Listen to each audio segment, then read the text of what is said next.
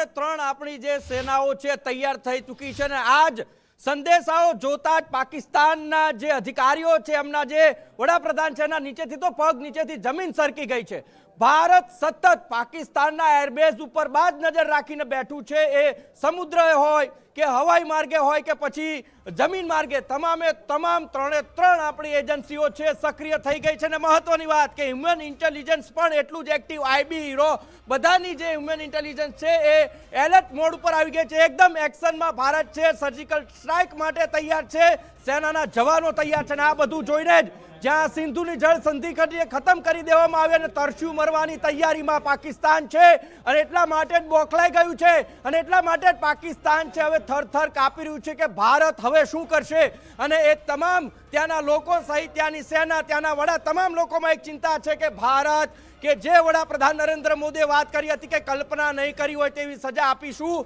એ સજાની તૈયારીઓ, સજા આપવાની તૈયારીઓ ભારતે કરી લીધી છે। અને ભારત સાબિત કરશે કે આવા કાયર હુમલાઓને ક્યારે પણ સાખી નહીં લેવામાં આવે, ચલાવી નહીં લેવામાં આવે। અને એના કારણે જ અત્યારે પાકિસ્તાનના ઘરે બેઠેલા લોકોમાં પણ એક ડર પેસી ગયો છે કે પાકિસ્તાને આતંકવાદને જે સહારો આપ્યો, આતંકવાદના લીધે જ પાકિસ્તાનની હાલત થવા લાગી છે અને પાકિસ્તાનના લોકો પણ અત્યારે એ જ ખોફમાં, એ જ ડરની અંદર છે કે ભારત કંઈક નવા જૂની કરવાની સંપૂર્ણ તૈયારીમાં છે। ને તૈયારીઓ છે એ આપણી ઇન્ટેલિજન્સ સર્વિસીસ બતાવી રહી છે, આપણી આર્મી બતાવી રહી છે, આપણી નેવી અને તમામ વાયુસેનાથી માંડીને તમામ અધિકારીઓ। કાલે જ અમિત શાહ જ્યારે રાષ્ટ્રપતિને મળ્યા હતા, એક લાલ ફાઇલ, એ લાલ ફાઇલમાં તમામ કરવાની કામગીરી, સર્જિકલ સ્ટ્રાઇકથી માંડીને શું કાયદાકીય પગલાં પાકિસ્તાન સામે ભારત લેવા જઈ રહ્યું છે, બંધ ફાઇલ આપી અને ફાઇલ જોઈને જ ત્યાંના જે શરીફ છે ને એમને તો પગ નીચે હલવા મંડી હતી જમીન કે આ લાલ ફાઇલમાં શું છે ને એટલા માટે જ બોખલાયું હતું અને ત્યાં બેસી અને ફાંકા ફોજદારી કરતા હતા એમના વડાપ્રધાન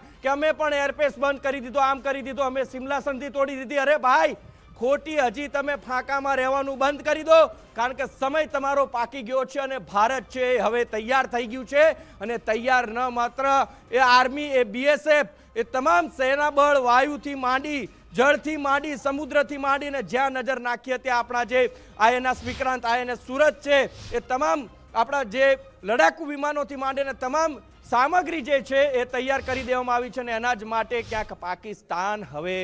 શું કરશે એને એ નથી ખબર કે અમારે શું પગલું લેવું, કારણ કે મનમાં ભય ઘૂસી ગયો છે। અને આ ભય એટલા માટે જરૂરી છે કે પાકિસ્તાનની શાન ઠેકાણે લાવવા માટે હવે ભારતે નક્કી કરી લીધો છે, પ્લાન 360 નક્કી અને ચારોખાને ચિત્ત પાકિસ્તાનના કરી દેવાના છે આ વખતે નક્કી છે અને એટલા માટે તમામ એજન્સીઓ પણ તૈયાર છે। જી બિલકુલ ઉમંગ, આભાર જાણકારી